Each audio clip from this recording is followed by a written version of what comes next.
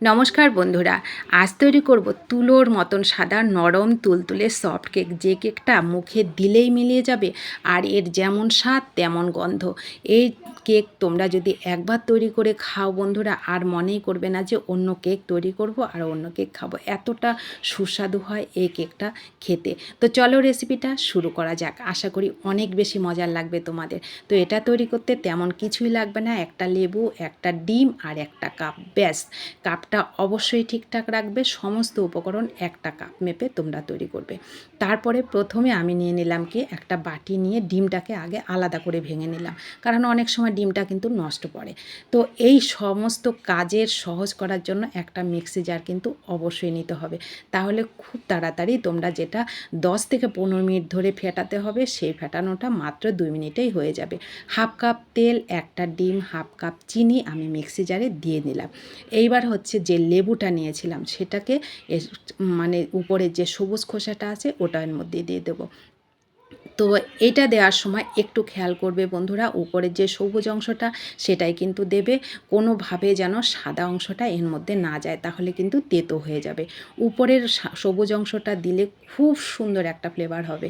এইভাবে তোমরা একদিন তৈরি করে খাবে, দেখবে কতটা সুন্দর এর ফ্লেভার হয়, যেমন স্বাদে তেমন গন্ধে অতুলনীয় একটা কেক রেসিপি আজকে তোমাদের সঙ্গে শেয়ার করছি। আশা করি তোমাদের কিন্তু অনেক মজার লাগবে।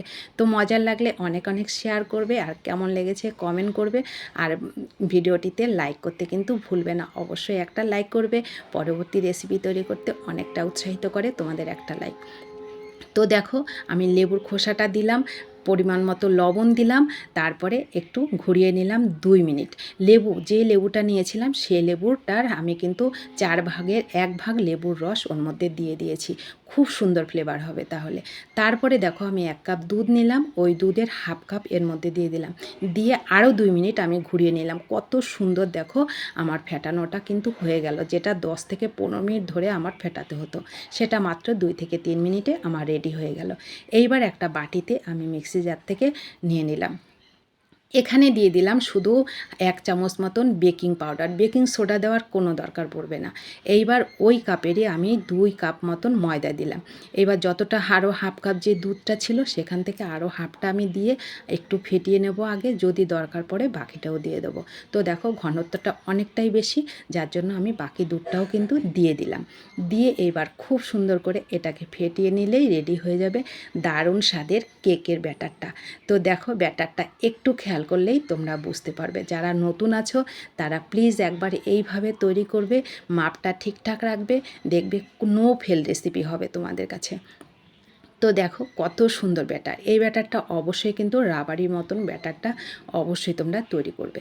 তো ব্যাটার আমার রেডি হয়ে গেল। এবার এইগুলোকে আমি তৈরি করব চায়ের কাপে। চায়ের কাপটা তো আমাদের ঘরে সব সময় থাকে, তো সেই চায়ের কাপে একটু তেল ব্রাশ করে নিলাম। এই দেখো ব্যাটারটা আমি আবার দেখিয়ে দিচ্ছি তোমাদেরকে।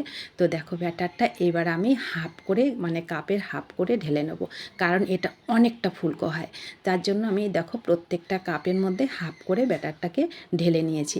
এইবার এই কাজটাকে আরও সহজ করার জন্য আমি একটা কড়াই বসিয়ে দিলাম গ্যাসে, তার মধ্যে একটুখানি জল দিয়ে দিলাম, দিয়ে এইবার জলের মধ্যেই কাপটাকে বসিয়ে দিলাম, দিয়ে গ্যাসের ফ্লেমটাকে একদম লো করে রেখে এটাকে স্টিম করে নেব। আর যে ঢাকনাটা দিয়েছি সেই ঢাকনার মধ্যে অবশ্যই বন্ধুরা একটু কাপড় পেঁচিয়ে দেবে, কিংবা তাওয়াল যেটাই হোক দেবে, দিলে দেখবে উপর থেকে আর কোনো রকম যে স্টিম করার পর যে জলটা বেরোয় সেটা কিন্তু আর বেরোবে না। তো দেখো 10 থেকে 15 মিনিট পর এই কেকের অবস্থাটা কতটা সুন্দর আর কতটা ফুলকো হয়েছে এই কেকটা, তোমাদের দেখলেই চোখটা জুড়িয়ে যাবে, মনটাও ভরে যাবে। এতটা সুস্বাদু হয়, যেমন দেখতে যেমন স্বাদ তেমন এর গুণ, মানে সমস্ত কিছু বন্ধুরা তোমরা না খেলে, না তৈরি করলে বুঝতেই পারবে না। তো দেখো আমি এটাকে ঠান্ডা করে নামিয়ে নিয়েছি, কতটা নরম হয়েছে এটা বের করাও মুশকিল হয়ে যায়। দেখো চামচটা দেওয়ার সাথে সাথে কিন্তু এটা নিচের দিকে বসে যাচ্ছে।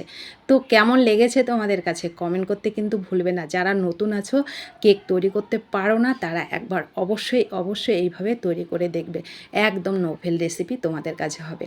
ভালো লাগলে অনেক অনেক শেয়ার করবে, নতুনরা সাবস্ক্রাইব করে পাশে থাকবে।